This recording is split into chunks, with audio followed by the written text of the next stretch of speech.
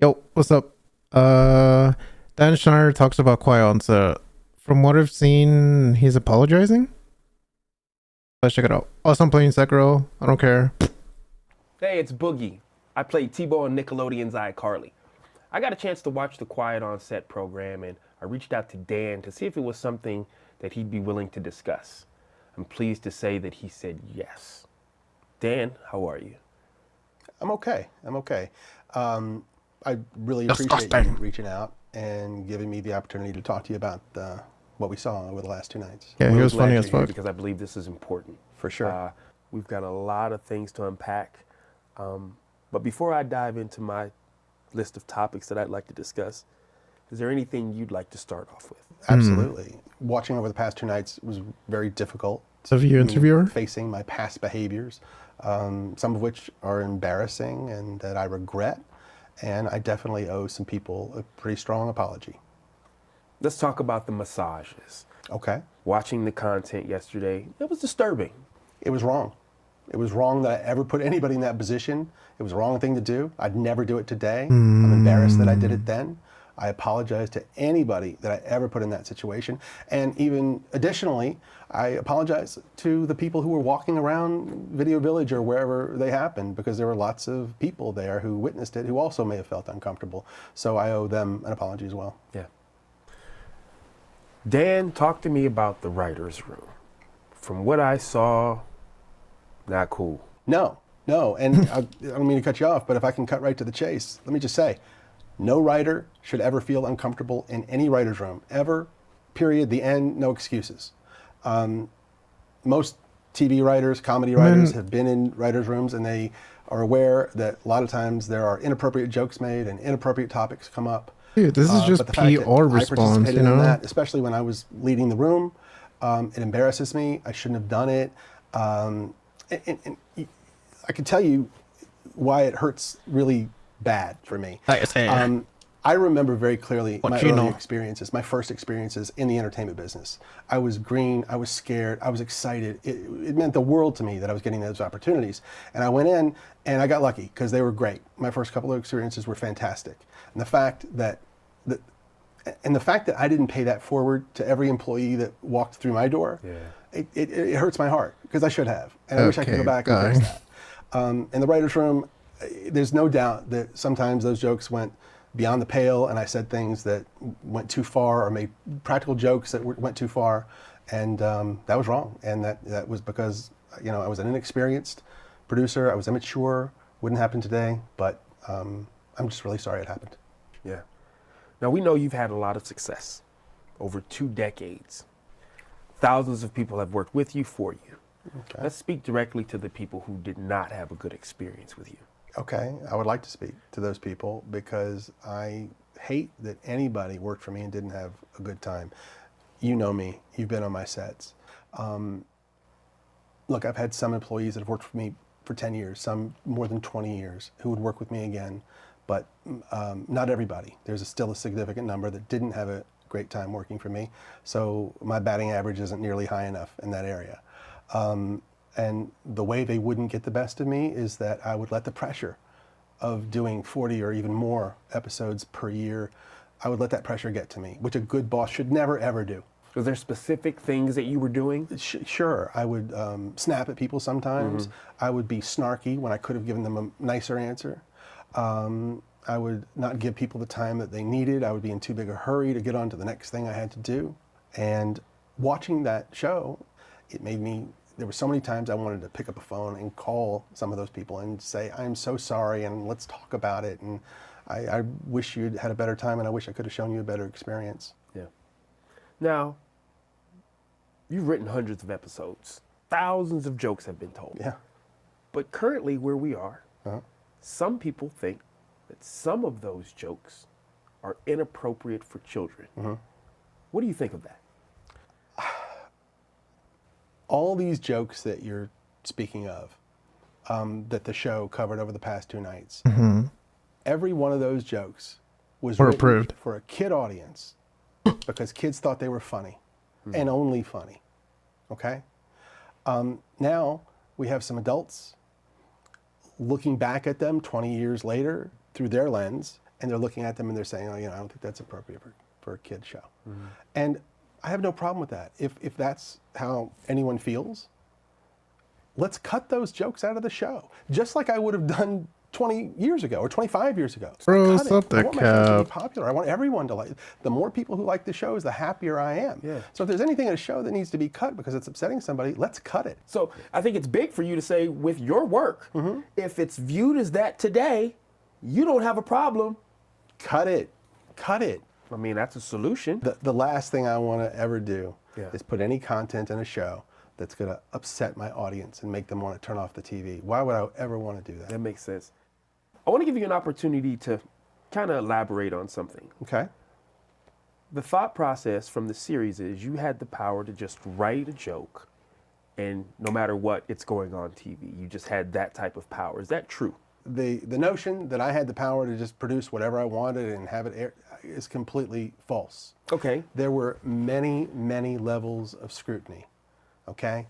We had executives in LA. We had executives in New York. So two coasts. Two coasts Okay. of Both approval. Yes. And by the way, approval at every stage, really. Okay. And I'm talking about wardrobe. I'm talking about makeup, sound, sets, dialogue, jokes, everything. Now, when you say approval, these obviously that's a hierarchy, not your colleagues or right. people in the room. Okay. No, not my colleagues. No, these are my bosses. Bosses, and then their bosses, and then their bosses. And they're approving all of this stuff. Okay. Okay? And we're also shooting it in front of all sorts of adults and caregivers and the set teacher and the families. Everybody's watching. Interesting, because he's just And if anybody had said anything, putting "Hey, blame we don't like against that, that's not others appropriate," then it would have been instead cut of out. just apologizing Now, for his I'm gonna push own back a little self-finesse. bit because the series painted you in this way that you were just the guy that was doing what he wanted, and people were afraid to confront you about things. So say, just humor me, say that was the case. What would have been the ultimate way to... Okay. If nobody on the set, if all of the dozens and dozens of adults that were on the set, if they didn't say anything, if my bosses said, if they insisted, you got to make a change here, you got to cut that, I had to do it. I had no choice. Got it. Now this next one, it kind of hit close to home. Being a new father, I wouldn't be opposed to my child being in the entertainment industry. It doesn't matter what age, yeah?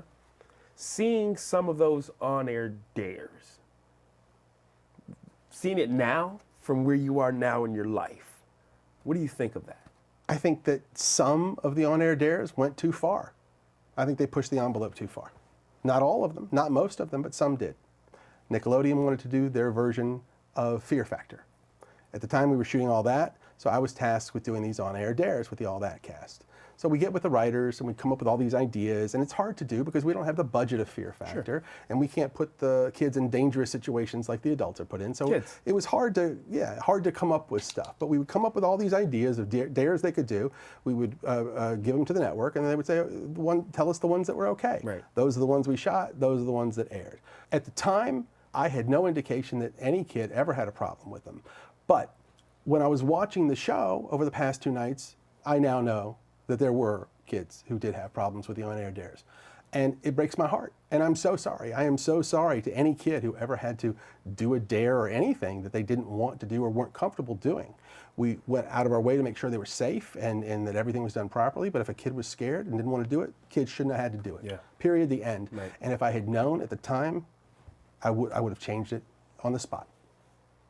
Now, we also saw the series highlight 2 former writers of yours, 2 women, who spoke about a wage discrepancy. Now, I know that you don't divvy out salaries. Talk to me about that part. Well, you're correct. I don't have play this nothing to game do with anymore. paying writers. I never have. I've never made a writer's deal. And of all the writers I've been in a writer's room with, I never even knew how much most of them were getting paid.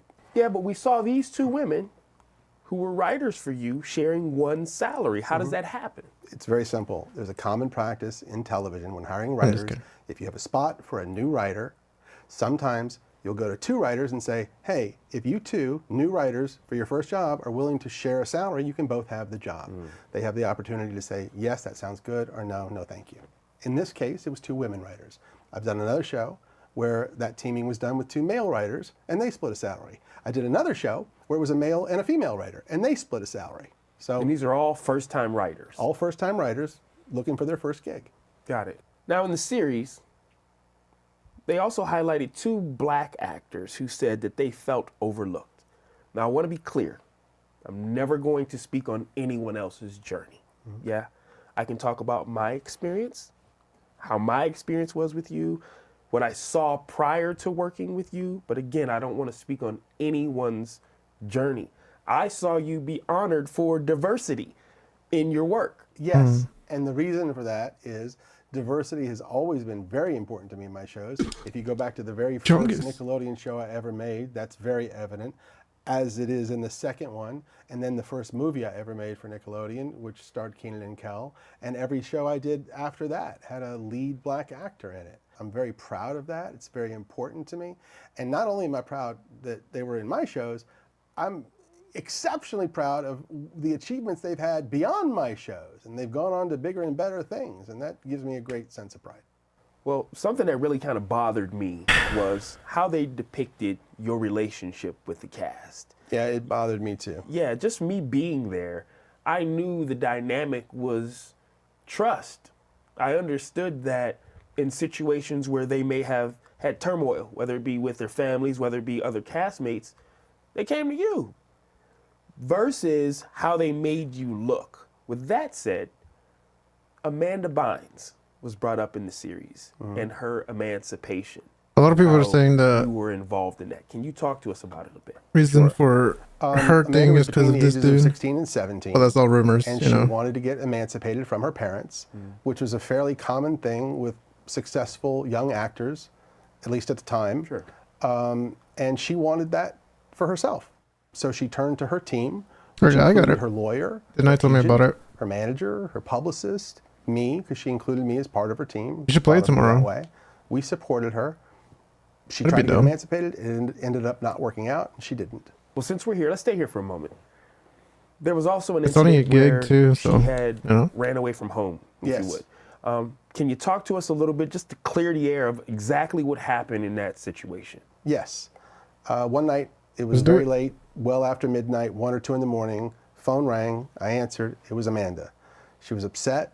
She was in distress. She had had some conflict with her parents, I think her father, and she called me. I was immediately concerned about her safety. I called someone who I knew was fairly nearby. That person was able to go and pick her up. Bro, Then I knew she was safe. I felt better. She ended up I don't know, being man. taken to the This guy police. is like, Well, regardless you of can't what trust some people may anything. think, I think it's only positive that you are there for people when they need you.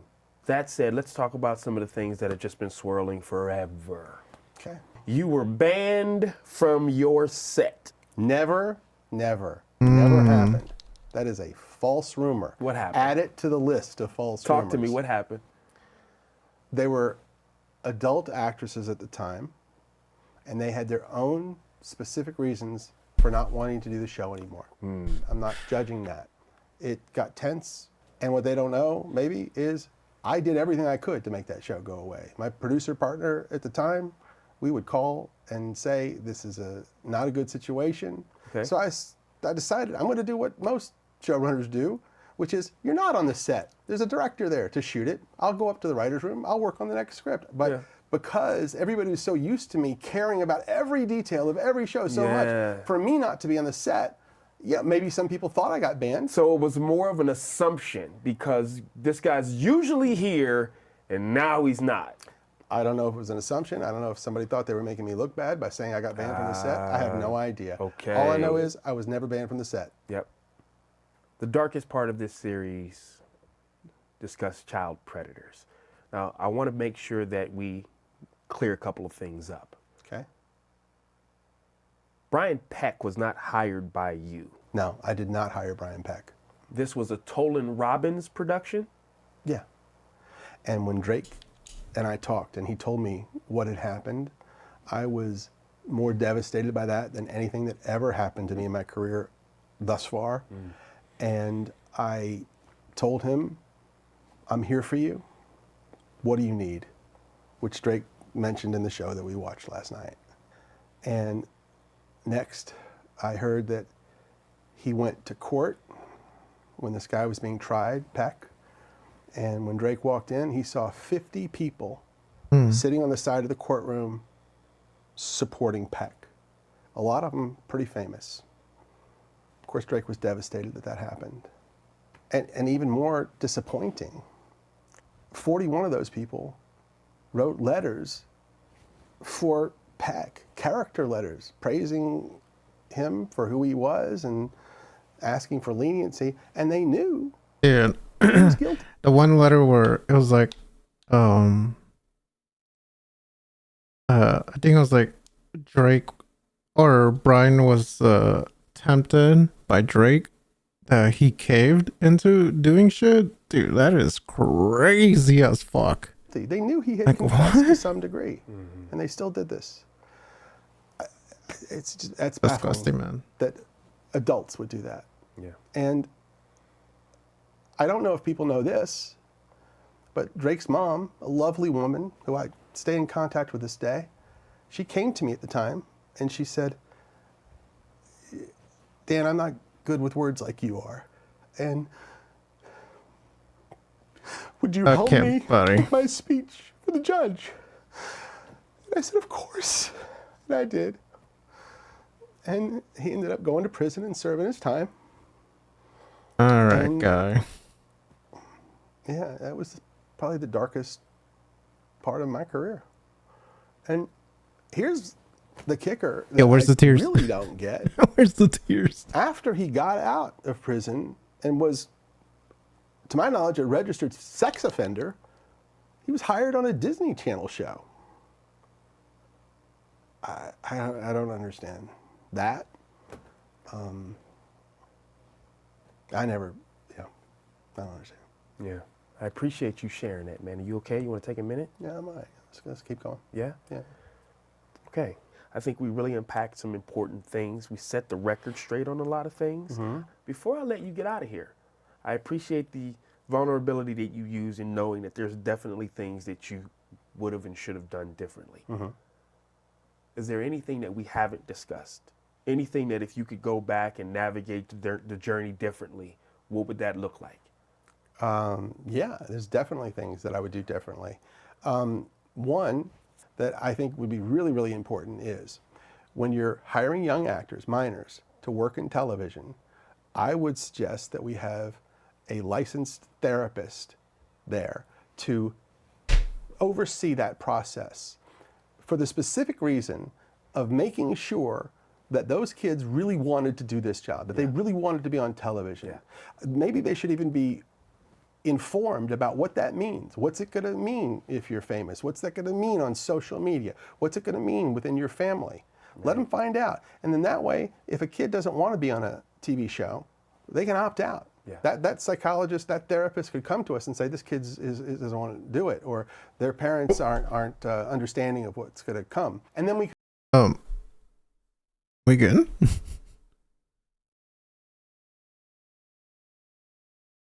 Oh, we are. What the fuck?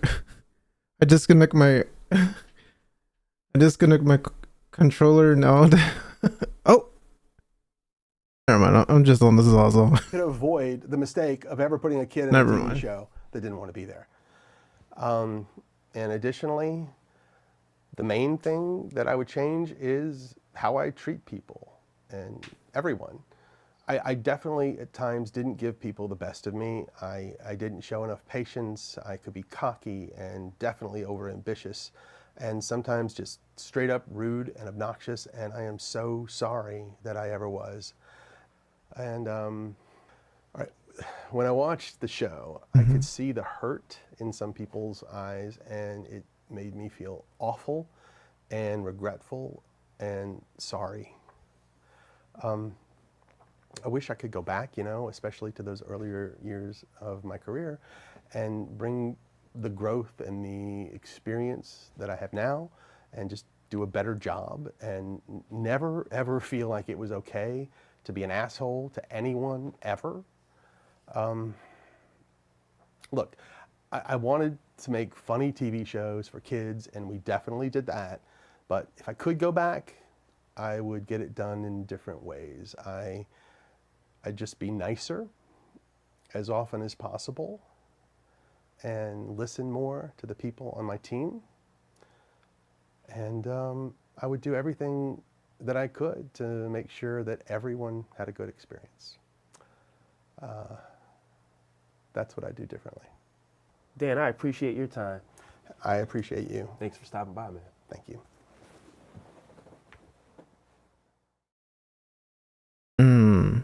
Want to be there.